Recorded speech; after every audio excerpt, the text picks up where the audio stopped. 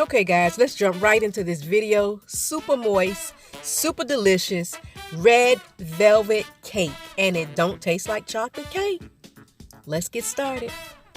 Just so you know, you can find the full recipe below this video. Let's first start off by combining our dry ingredients, all-purpose flour. Add in your baking soda and your baking powder. Now me personally, I don't like a red velvet cake that tastes like chocolate cake. So to avoid that, I add in a pudding mix. Any brand will do instead of the cocoa powder.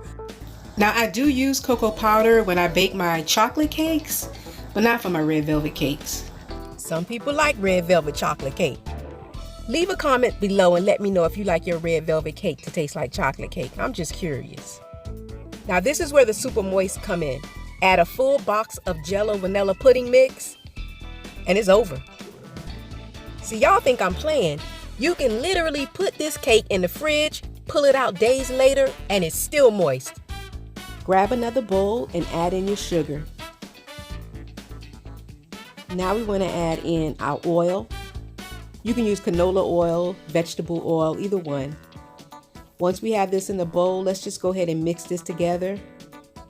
Just like such. Keep stirring until the oil and the sugar are fully combined together, and you should be good to go. A few more seconds. Make sure all your ingredients are room temperature, that way you get that nice and fluffy cake. And now we want to add in our eggs. We just need 2 eggs for this recipe. Add in a little salt. Add your red food coloring and your vanilla right here.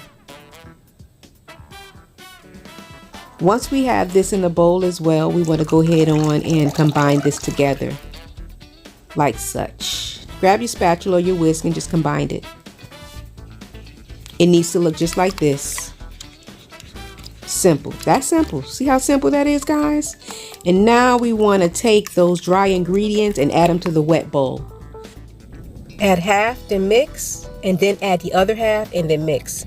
Now when you guys get to this step, you don't want to overmix this cake because you don't want to end up with a dry red velvet cake. Now you want to take your mixer and mix everything together on a medium speed. Not too much, just until everything is fully combined and you're good. See that? See that? We're done. That's it. Done. Step away from the bowl. Okay? So here now we're going to add in vinegar. We're just going to use our spatula to mix it in. Again, we don't want to overmix, so we're just going to go ahead on and give this a quick little mix. 1, 2, that's it.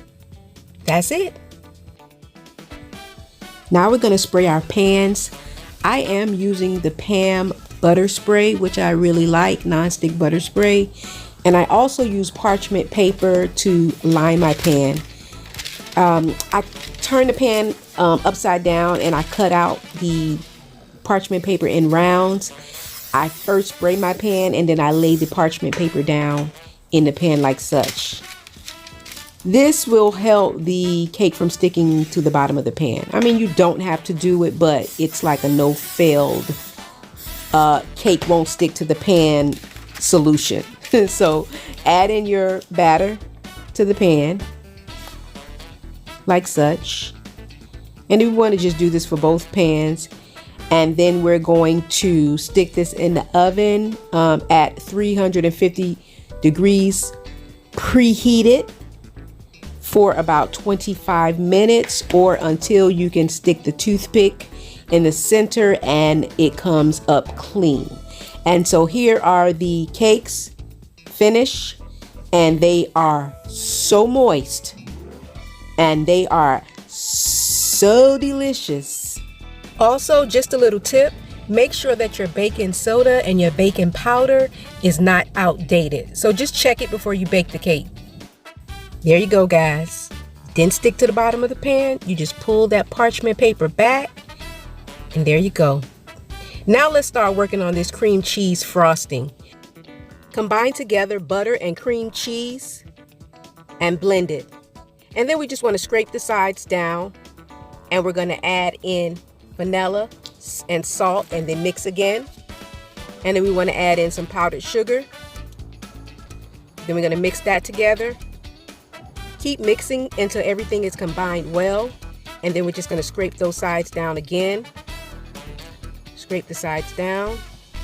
And now we're going to add in some more powdered sugar. I remember when I first started making cream cheese frosting, I just couldn't get it right. So if you mess up this first time, just keep trying and you'll get it eventually. And so now I'm happy to say I am pretty good at it. Take your butter and cream cheese out the fridge 45 minutes before making your frosting, and that should help. Because as you can see here, the frosting is nice and thick.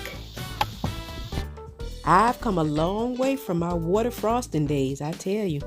Just follow this recipe and you should be good to go. Voila! Nice and thick. A little tip, if you make too much frosting, you can always refrigerate this and use it at a later date. Just so you know, you can find the full cream cheese frosting recipe in the link below this video. Now that the cakes have cooled, it's time to add frosting to them. The way that I do my cakes is I add the frosting to the center of the cake, and using the side to side motion, I just go side to side until the cake is fully covered with frosting. I go side to side at the top, side to side on the sides, until my cake is fully covered with frosting. You can use an icing spatula, or you can even use a butter knife. Or you could just use the spatula I'm using, and there you have it. This cake is fully covered. You can also cover just the tops of the cakes and leave the sides exposed. That's nice as well. Today we're going to be using pecans to cover the top of the cake. You can also use walnuts, crushed walnuts, or you can slice a thin layer of the cake from the top, crumble that up, and use that for decoration. I mean, the sky is the limit. I really believe red velvet cake is one of my favorite cakes. Well, besides carrot cake. And then chocolate cake. Oh my God. I mean, I just love cake, guys. My confession, I love cake. Okay? You got me. What's your favorite cake? Or are you just like me? You just love cake. You don't care what kind of cake, any day you eat cake. It's okay. It's okay. And there's the slice, my friends. Well, what y'all waiting for? Go get your ingredients and make you a red velvet cake. Ooh, girl, I'm gonna eat this. Don't forget to like.